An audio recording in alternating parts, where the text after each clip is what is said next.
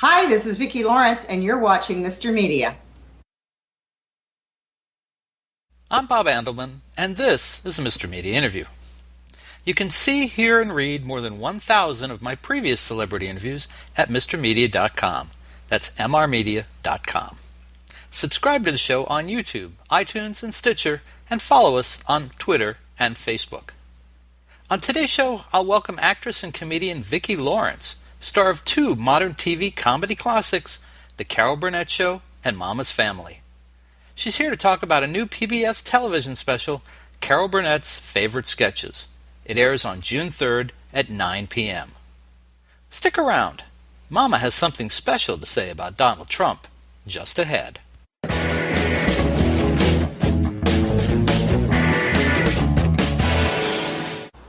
The reputation of The Carol Burnett Show has always been that of extraordinary sketch humor, enduring laughs, and a brilliant ensemble cast. Yet somehow, for all my love of classic TV comedy, I missed out on the Burnett era altogether. The show began when I was just 7 years old and ended its run a decade later, as I graduated high school, but it was never on my radar. I religiously watched all the CBS sitcoms that preceded it on Saturday night, usually camped out on the couch with my parents and or grandparents, but when 10 p.m. came around, I made myself scarce, at least until Saturday Night Live came on 90 minutes later. In watching Carol Burnett's Favorite Sketches, a PBS special airing this Friday, June 3rd at 9 p.m., it struck me how much funny I overlooked in my youth. When the show opens with Betty White as a sex-crazed interior decorator and is followed in the same wackadoodle sketch by Steve Martin parodying Richard Dreyfuss in Close Encounters of the Third Kind, I realized what good stuff I must have missed.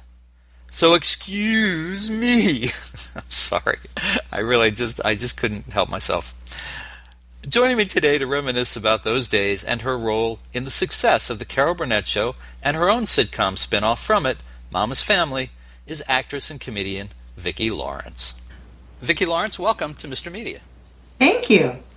Hey, you know, it's funny, in watching this new special, it occurred to me that I can't believe I'm going to say this, but I was too young to really appreciate the Carol Burnett Show when it was on live week to week. I was too, actually.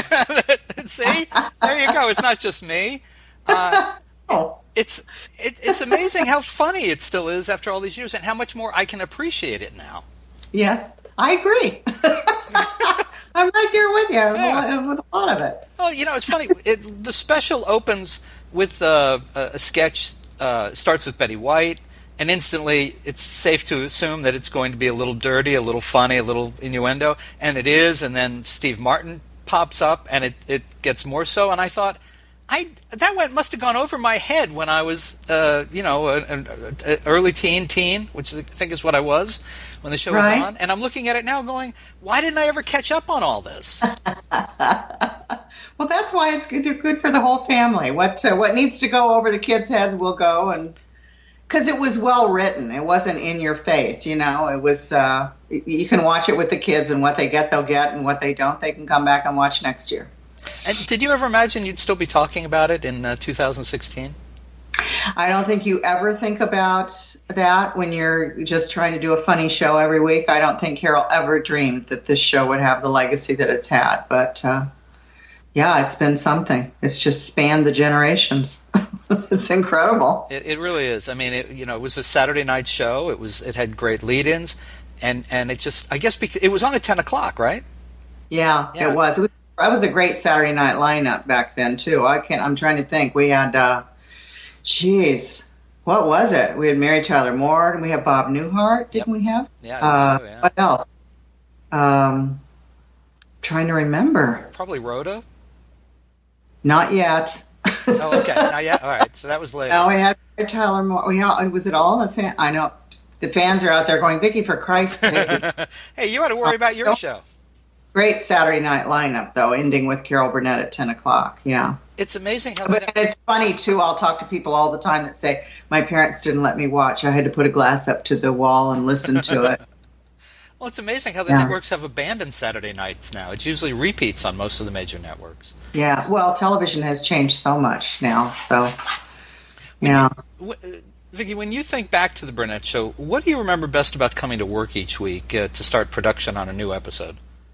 It was like it was kind of like school in that it was so well organized. You'd have your table read, and then you'd have passing period, and then you'd go to your musical rehearsal, and then you'd have passing period, and you'd go down to the rehearsal hall, and it ran like a top. That thing was the staff was the best of the best. And it's the only place that I can think of that I have ever worked to this day where if the schedule said you were done at 3, you could make a 3:30 appointment and keep it. It was just a tight ship, and it was fun. We had a blast.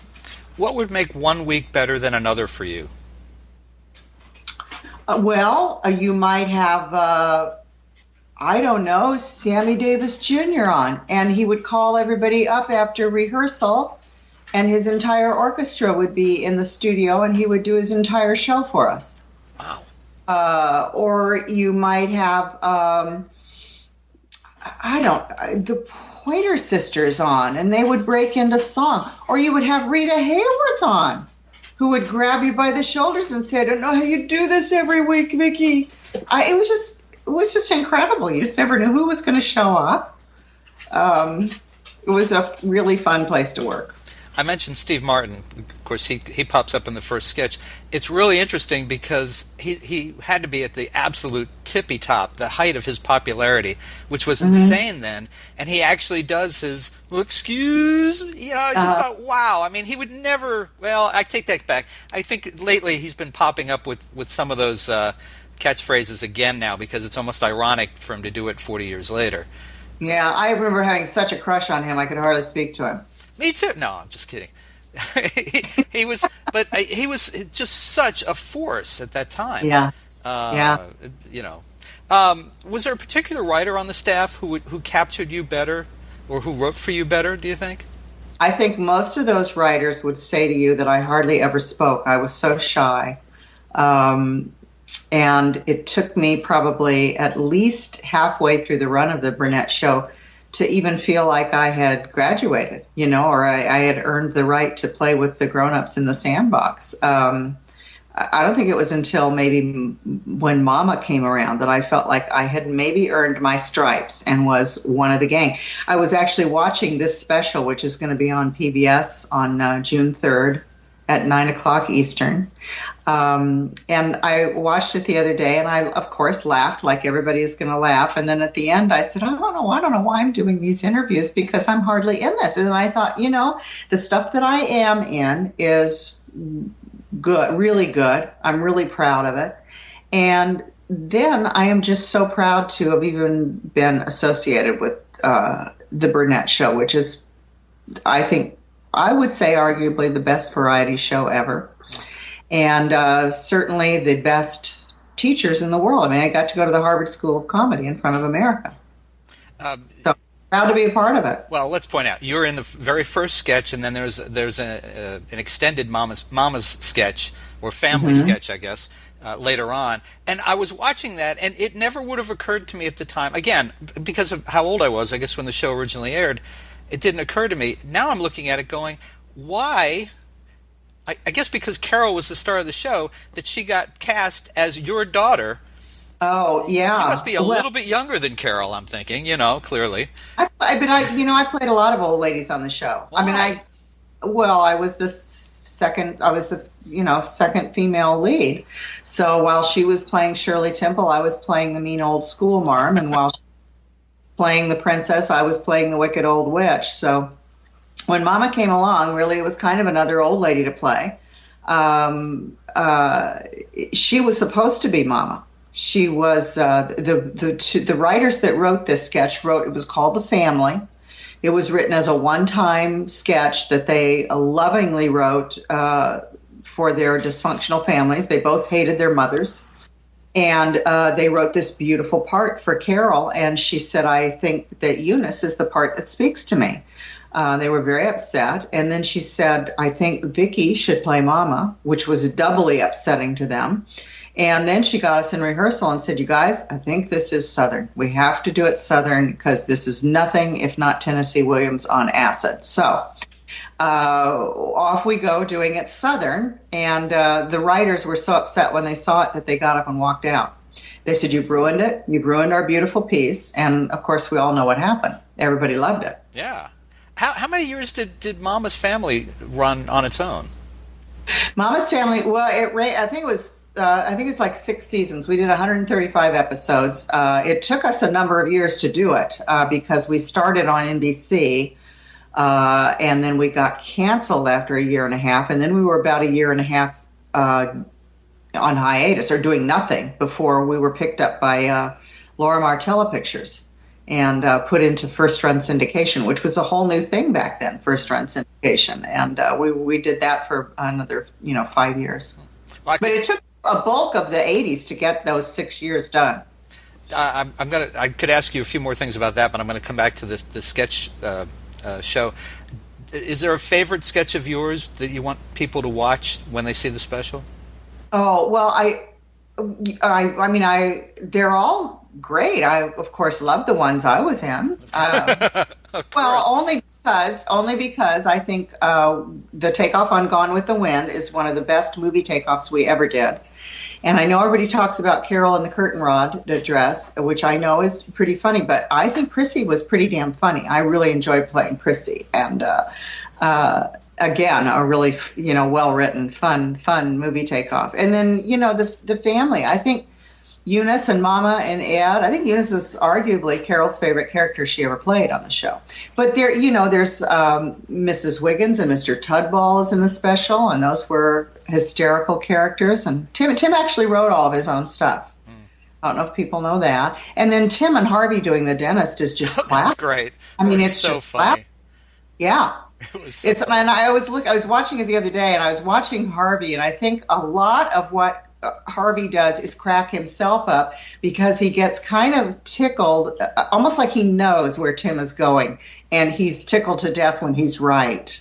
Sometimes. Like in The Dentist, I remember there's a fly buzzing around, and you can see in Harvey's face that he knows exactly where Tim's going to go. He's going to swat that fly with his hand that has the Novocaine in it. And I think that the two of them together were just, as Carol said, lightning in a bottle. Well, it's funny because it's kind of like when Carol tells you that the doorbell is going to ring, and then the doorbell rings. Oh, well, just, kind of thing. Silly soap opera stuff. Right, yeah. like Harvey anticipating. He knows where Tim's going to go before it happens, and he's already laughing. Harvey is Mother Marcus in the soap opera. Oh, God, that was funny. That was pretty funny. One of his better characters, actually. And it looked like he had helium balloons under his chest, and he kept turning to the camera to make sure you didn't miss that. Well, he was quite pleased with his figure. That was really, really quite funny. And if there was one sketch that you could have added to this special that was a favorite of yours from the run, what would it be? Oh, I don't know. I remember loving the Doily Sisters, which was a takeoff on the Dolly Sisters. We did some really good movie takeoffs. I remember loving the Fun Family. It was another musical takeoff. Probably the family sketches, though. We did Monopoly one time. That was pretty damn funny. Maybe the one where my famous blooper is in it, where Tim tells the elephant story, and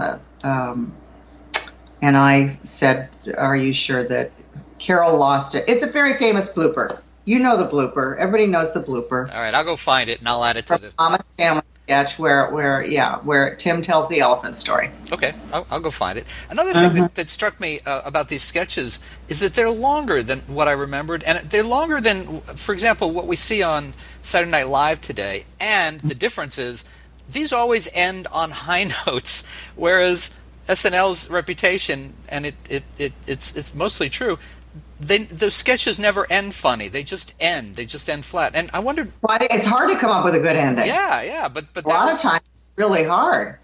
Well, our show was just beautifully written. I mean, we had an amazing writing staff, and they did an incredible job. And yeah, sometimes I remember those family sketches were half the show, literally. And a lot of the musical things we used to do medleys that had like 150 George Gershwin songs in them, and those could take up half the show. It was it's like Carol. I think Carol says in the special that we basically mounted a musical comedy review every week, and it was amazing. I mean, when we did our first reunion, we all looked at each other at the end of the week and said, "How the hell did we do this every week?" It was a well-oiled machine. I got to ask, because I know people will wonder, you and Carol and Tim, you guys maintain contact? You still? We do. We do. Yeah. How are I can see that you look great. You sound great. How are thank you. Carol and Tim? This is a hologram, actually. Do not look behind the curtain, folks. That's right. No, everybody's great. Everybody is good. And I miss them all the time. And when you're not promoting a special like this, what are you up to these days? Where can people find you? I'm on the road with Vicki Lawrence and Mama, a 2-woman show. Oh. Brought Mama out of the closet, and she's on the road doing stand-up.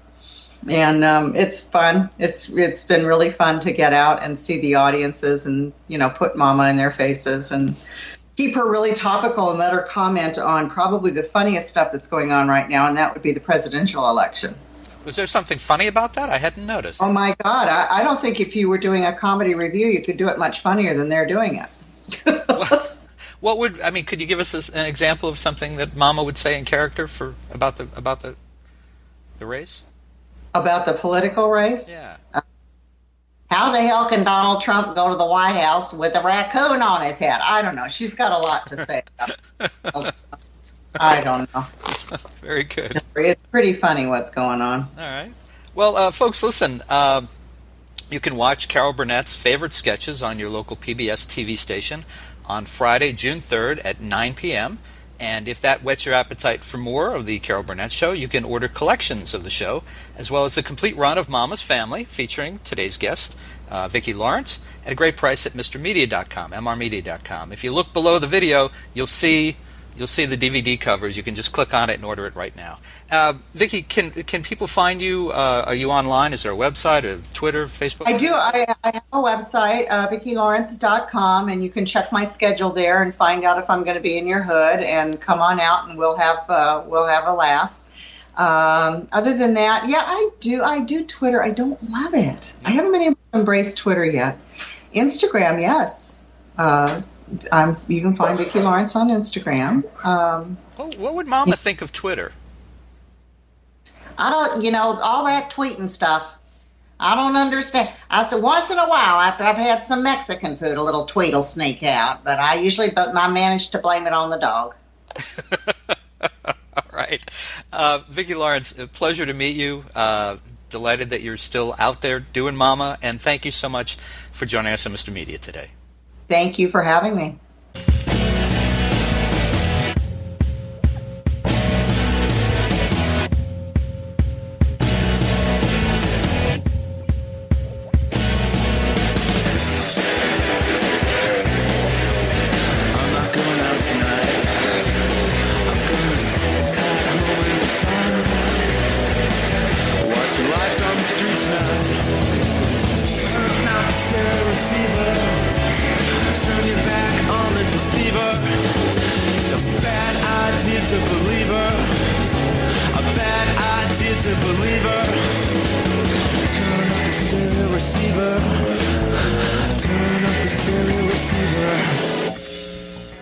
Mr. Media is recorded live before a studio audience full of professional actors who couldn't keep a straight face around Tim Conway, even if he were reading a dictionary, in the new media capital of the world, St. Petersburg, Florida.